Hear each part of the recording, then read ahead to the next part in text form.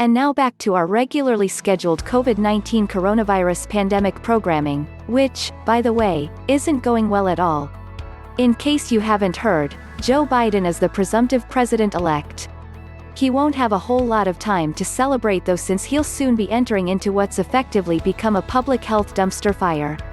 One of the first key steps that he will taking as president-elect will be convening a COVID-19 coronavirus task force. That's because the pandemic is still a problem in the US, a big problem. You may have spent the last several days learning every county in Pennsylvania, Georgia, Nevada, and Arizona, and dreaming of gigantic electoral maps chasing after you in your sleep. But the COVID-19 coronavirus didn't.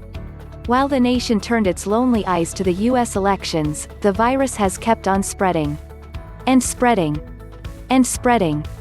And surging. In fact, with the weather getting colder and less humid and activities moving indoors, virus transmission seems to be picking up with more and more cases every day than the US has ever seen. This could leave things very ugly by the time the current US president, Donald Trump, is scheduled to leave office. That incidentally will be roughly 73 days or 1,750 hours or 7.3 Scaramuccis from now, not that you may be necessarily counting. All of this leaves the US with an unusual, dare we say unprecedented, situation.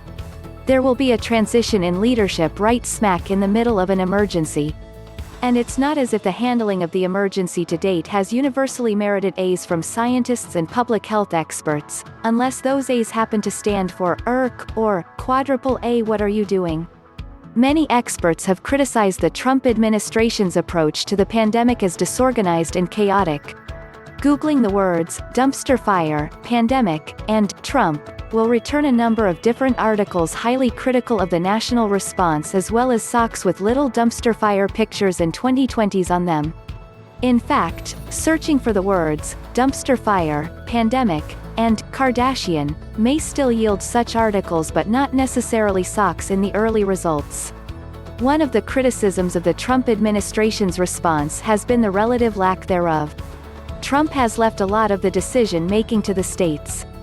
Imagine being the coach of a sports team and then saying on game day, "Okay, team, instead of having a game plan and plays, each of you just go do whatever you think is right. Don't worry, though, the opponent is not very serious and going away soon. So if you want to lay down on the field, go ahead.